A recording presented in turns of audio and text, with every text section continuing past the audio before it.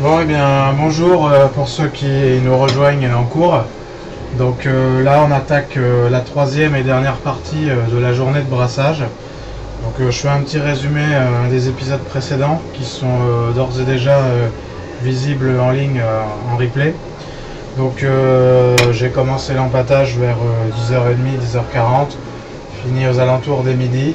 Et ensuite, il y a eu la filtration vers 13h. Et là ensuite une longue montée en ébullition qui n'est pas encore tout à fait, mais presque. On est à 97 degrés pour l'instant.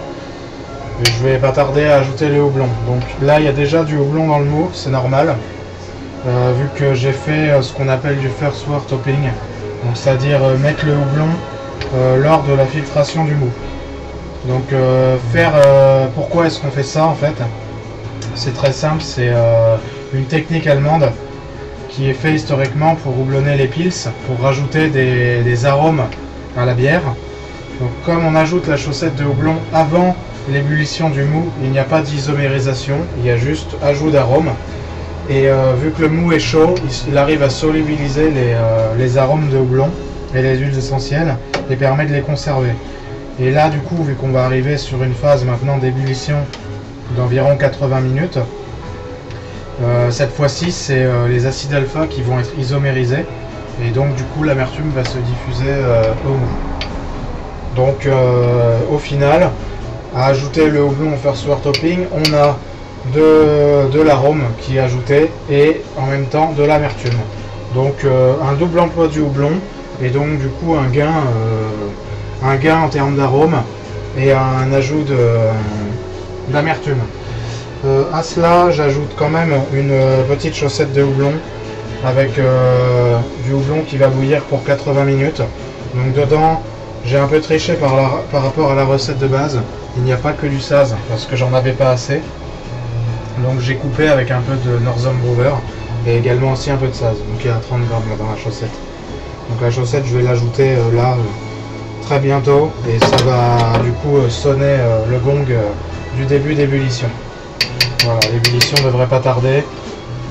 Donc là c'est qu'une question de minutes et c'est pas gênant, on n'est pas à une minute près dans ce genre de cas. Voilà, n'hésitez pas à me faire des retours si on n'entend pas assez, trop, si c'est mal cadré, tout ça. Voilà.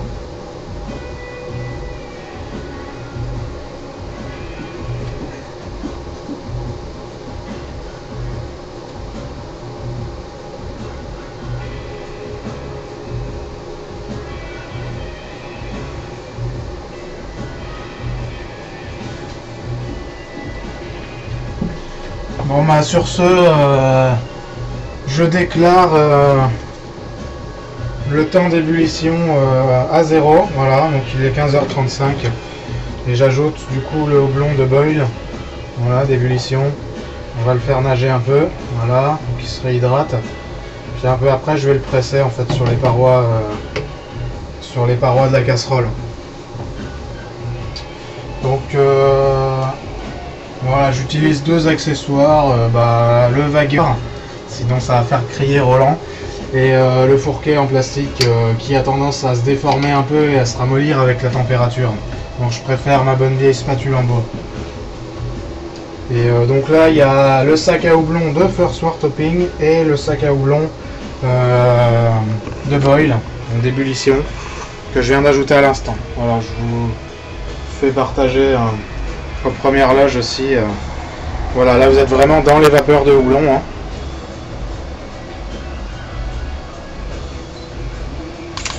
Vous n'avez pas l'odeur, mais c'est sympa. C'est léger, ça sent bien les arômes de saz. Voilà, donc pendant les buts, finalement c'est assez calme pour le moment. J'espère quand même avoir de petits bouillons. Je chauffe à l'électrique, donc c'est pas toujours facile d'avoir une ébullition vraiment intense, mais ça marche quand même.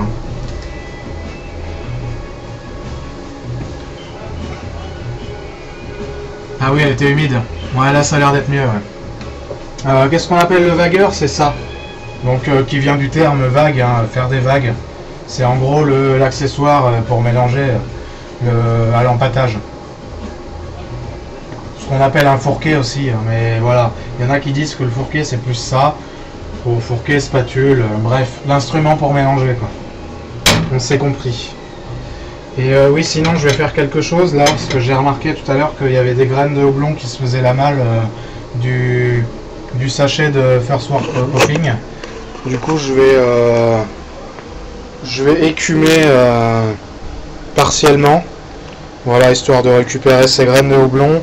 Ce sera ça de fait en fait, parce que j'ai peur que ces graines restent du coup après dans la bière et au final voilà, même avec les transferts, vu qu'elles ont l'air de flotter, ce sera pas évident à récupérer. Donc voilà, je vais tout de suite les enlever. Hop, ce sera fait. Et après je vais peut-être couvrir un peu quand même, histoire que ça... C'est intéressant d'ailleurs, on voit là, comparé à tout à l'heure, que le mou a quand même pris de la couleur. Il était beaucoup plus blanchâtre tout à l'heure. Et là il commence à se foncer un peu. Alors pour ceux qui s'interrogent, la recette elle est sur le forum, hein, elle est dans le sujet concernant le brassage du jour. Donc c'est une grosse base de pils. Il y a quelque chose genre 4 kg de pils, 300 g de Vienna et 400 ou 300 de Munich, je me souviens plus exactement. Un peu de malt acide, ce qu'on appelle le sour malt, qui sert pour acidifier la mèche pendant la phase d'empâtage. Ah. Il y a un fil qui m'embête. Et des flocons d'orge pardon, également. Voilà, donc pour améliorer la tenue de mousse, c'est aussi parce que j'en avais un paquet, j'en ai à écouler, voilà, donc j'en mets maintenant dans toutes mes recettes quasiment des flocons en complément. Et je trouve quand même que depuis j'ai des mousses qui tiennent globalement mieux. Voilà. Ça donne pas trop le mal de mer, le mouvement de la caméra.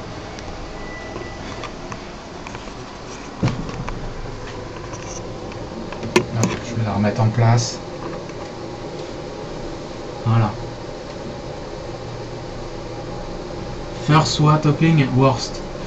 Ouais, méga touillette pour moi, ouais. Alors le First World Hopping, si tu t'interroges, Luc, tu checks sur le forum, tu tapes dans le moteur de recherche les techniques de houblonnage, où tu vas dans la rubrique ébullition, houblonnage, je crois, et il y a un sujet sur les techniques de houblonnage qui a été décrit et traduit.